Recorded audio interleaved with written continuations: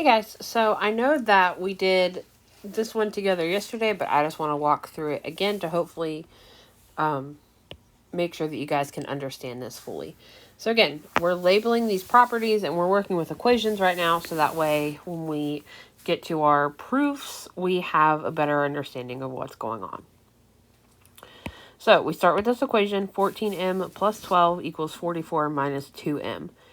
Then looking at our next box, we see that, because again, we're trying to solve for m, so we can see in this box that we have added 2m to both sides, and the addition property of equality lets us do that, right? We can add the same thing to both sides of an equation. So then, once you combine your like terms, you're left with 16m plus 12 equals 44. The goal is to get m by itself, so we're going to subtract that 12 from both sides, meaning that we're using the subtraction property.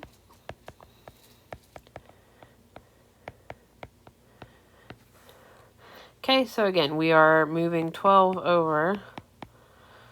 Okay, so those cancel out. We're left with 16m, and then 44 minus 12 is equal to 32.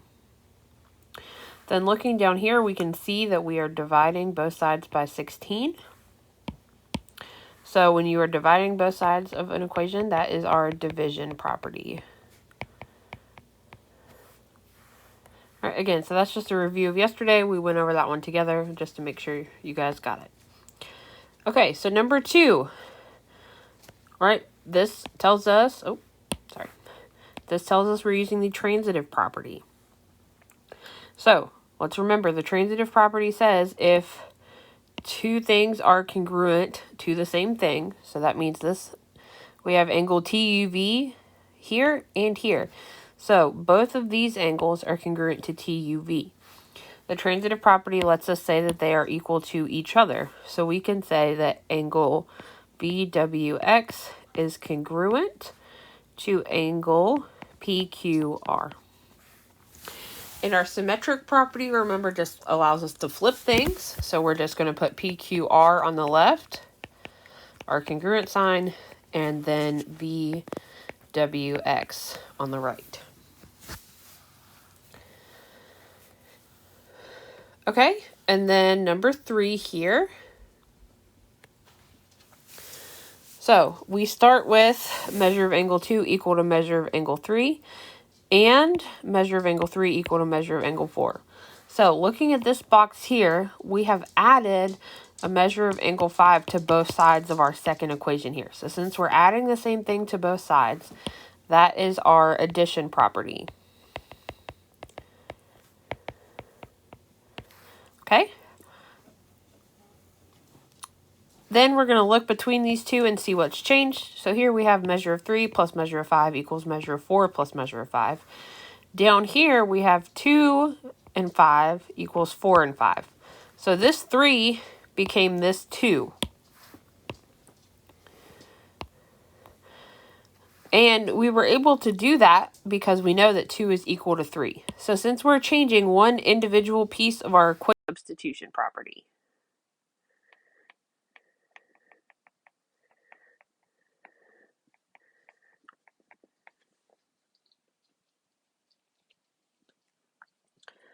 Okay, and then next it says we need to use our subtraction property. We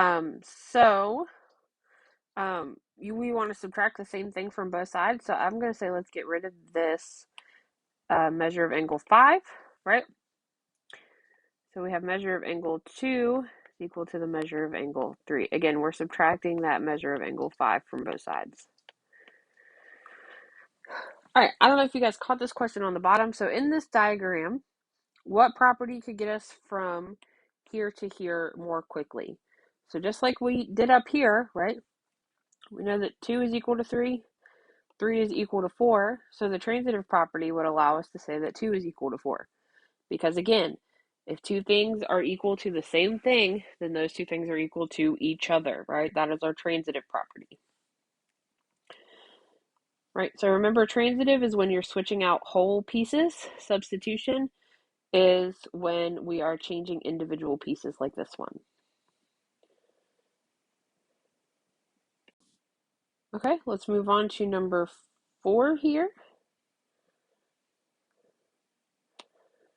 So we start with the measure of 1 plus the measure of 2 is equal to the measure of 5. And we know that the measure of 2 is equal to the measure of 3. So looking at our next box, right, because we need to figure out how we got from here to here, like what property let us do that. So we now have a statement that says measure of angle 1 plus the measure of angle 3 equals the measure of angle 5. So that changed this 2 to a 3. And again, we could do that because of the substitution property. Substitution property lets us change one individual piece here.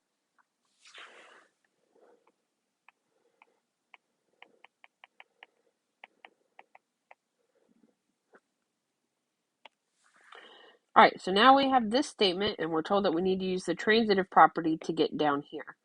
So again, look at our little bird friend up here, right? So it says, in order to use the transitive property, the equivalent parts must each be an entire side of the equation.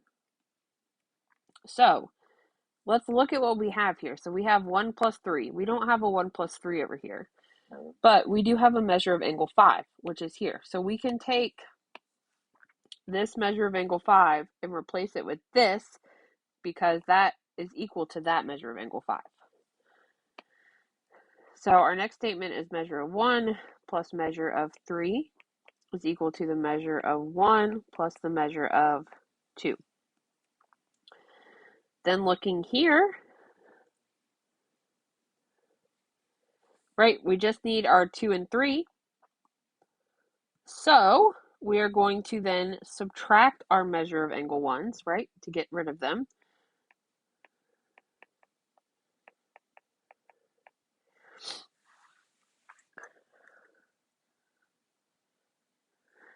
All right, so they really have that backwards. I'm going to put my 2 first and then my 3. I wrote those backwards. Sorry, guys.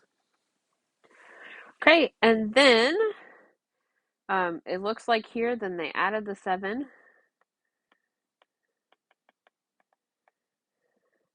And then symmetric tells us to flip it.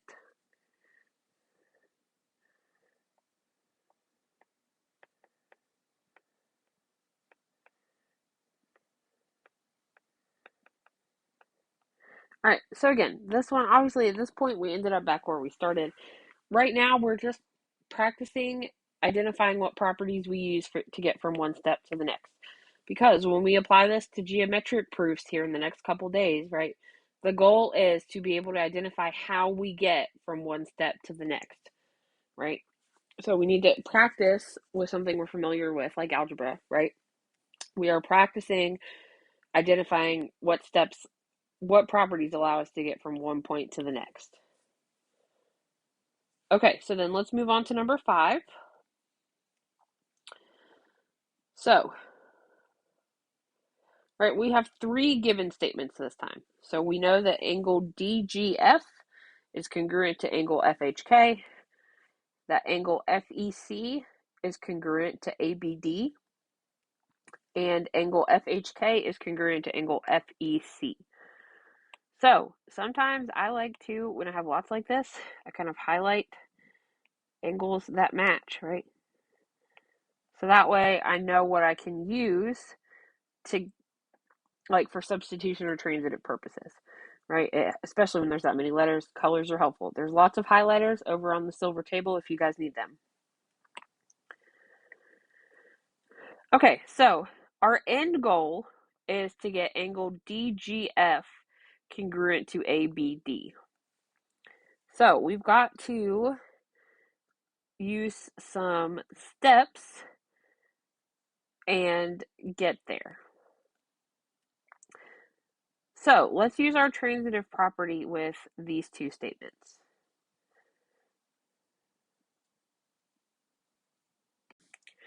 Actually, I'm going to do my top and bottom ones. It really doesn't matter, but.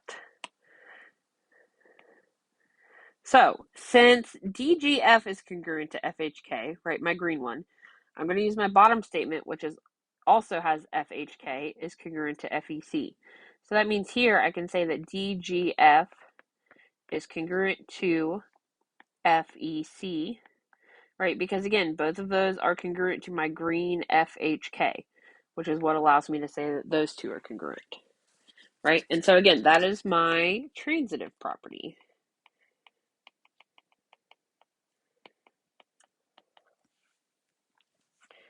Okay, and then from there, they went from DGF to ABD, because again, look at my gray marked ones, right? That's another transitive property.